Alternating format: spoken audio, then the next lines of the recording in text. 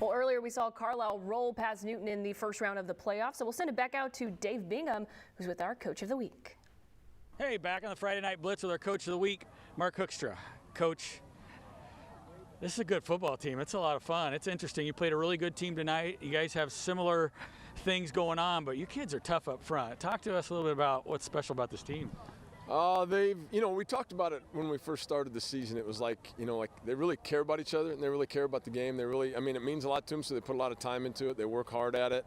They take care of each other. So it's one of those things, like I said it a few times at the beginning of the year, if you get that, if those guys care about each other, that's the first ingredient you need, and that's really helpful. And they've just played well together, and it means a lot to them. So I think if you get that beginning cornerstone of the whole deal, and then you can do a lot of different things with it.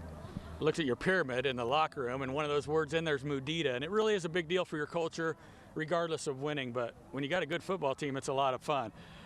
What do you think going into next week? You got that chance to scrap yourself back, and they don't sound like they got Liberty, and you have to probably go there. Yeah, we do. What do you think about that? What's that mean to have that opportunity to get back?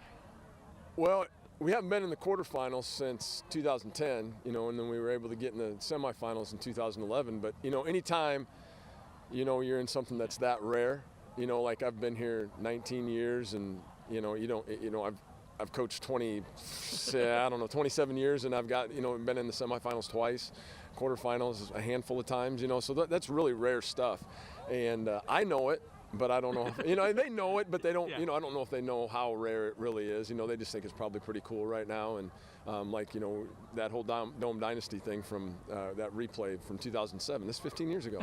And all of a sudden, to me and you, 15 years ago ain't that big a deal. No. But these guys were 3, or 2 years old or something. What's unique is, listening to you at the beginning of your coaching and then what's going on tonight, you're still X and O'ing. You're still teaching, you're still coaching.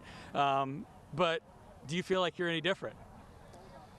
God, I hope I'm better. I'm more patient. I know it doesn't sound like it on that mic, but I really am. I wasn't probably tonight, but I think it probably puts things more in perspective as you go down the road further, and you see things like, it's been 15 years since this, or it's been 10 years since this, or like we won the district title, and that's the first time we've ever won an outright one here since I've been here. Big one in a tough district. And a tough district too, absolutely. And so I suppose those things are a little more precious as you get down the road a little further. And I'm not at the end or anything, but probably on the back 9. I don't know, but it's more special, and probably take it more for how special it is instead of just kind of all wins and losses. You just kind of look at the moment of it all.